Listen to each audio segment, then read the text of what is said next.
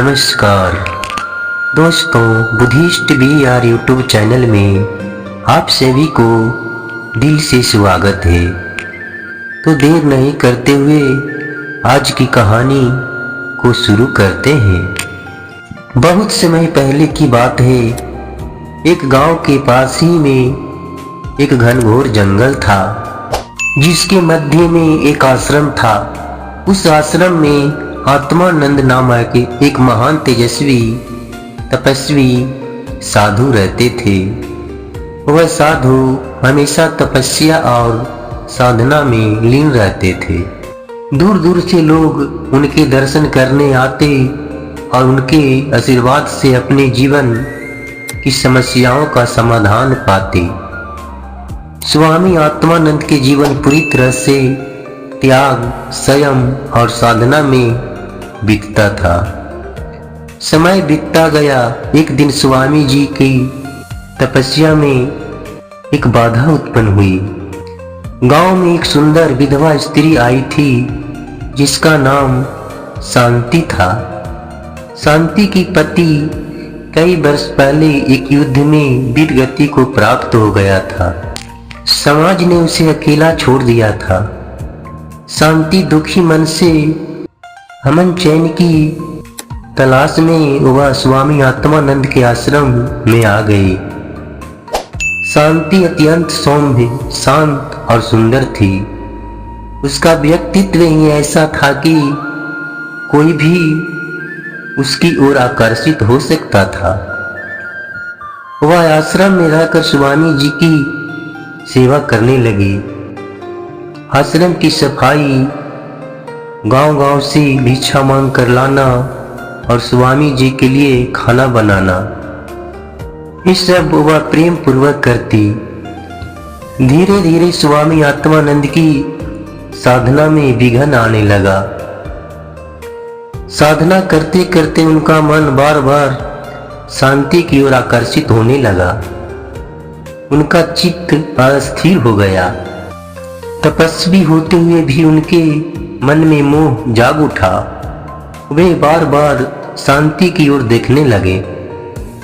स्वामी आत्मानंद का मन भीतर ही भीतर घमासान कर रहा था और एक ओर वर्षों की कठोर तपस्या और संयम था, तो दूसरी ओर मोह का यह भाव। वे स्वयं से ही लड़ने लगे। हे प्रभु, यह क्या हो रहा है? यह स्त्री तो केवल एक सेवा भाव से मेरे आश्रम में आई थी, फिर मेरे मन में ऐसे विकार क्यों उत्पन्न हो रहे हैं? रातों की नींद उड़ गई। ध्यान में बैठते तो शांति की छवि सामने आ जाती है। साधना में मन नहीं लगता है। वे समझ गए कि उनका मन भटक चुका है। एक दिन उन्होंने स्वयं से प्रश्न किया, क्या यही मेरे तप का परिणाम है? क्या मैं अपनी वासनाओं पर भी नियंत्रण नहीं रख सकता? स्वामी ने गंगा के तट पर जाकर गहन ध्यान में बैठने का निश्चय किया। उन्होंने कठोर तपस्या शुरू की। बिना भोजन पानी के कई दिनों तक ध्यान में लीन रहे।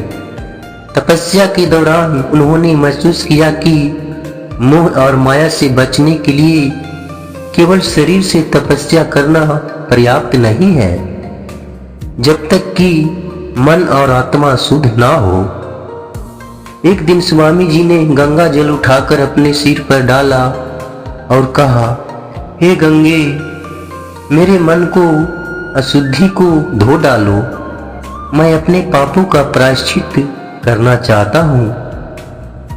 उन्होंने निर्णय लिया कि अब मैं शांति से इस विषय में स्पष्ट बातें करूंगा। अगले दिन स्वामी आत्मानंद ने शांति को बुलाया। शांति श्रद्धा से उनके सामने आकर बैठ गई।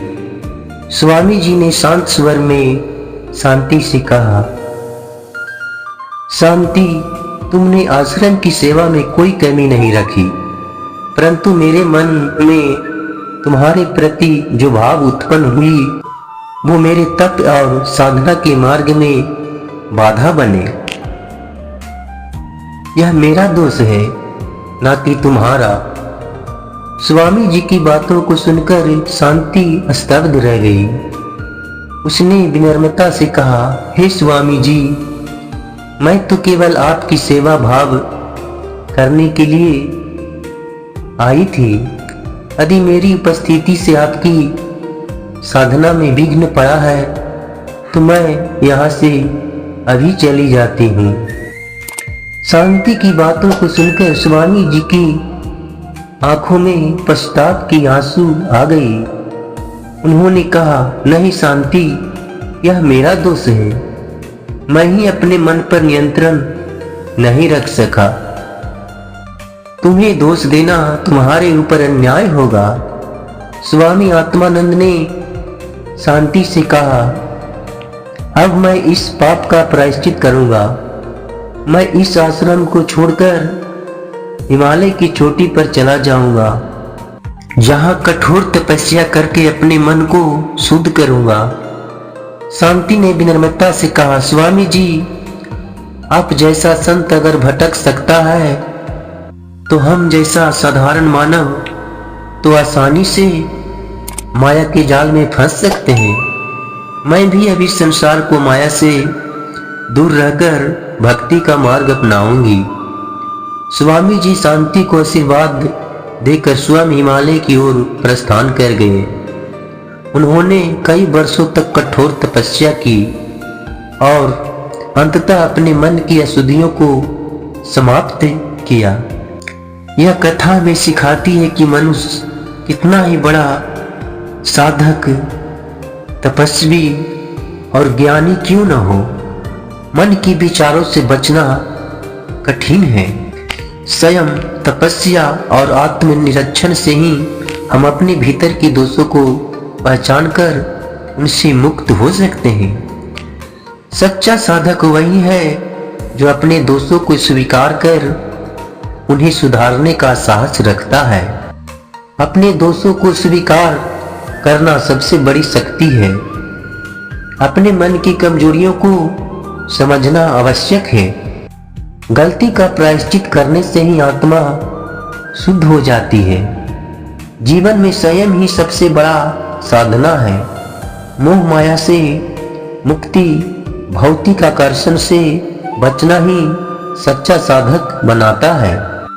तो दोस्तों, कैसी लगी यह कहानी कमेंट सेक्शन में जरूर बताना।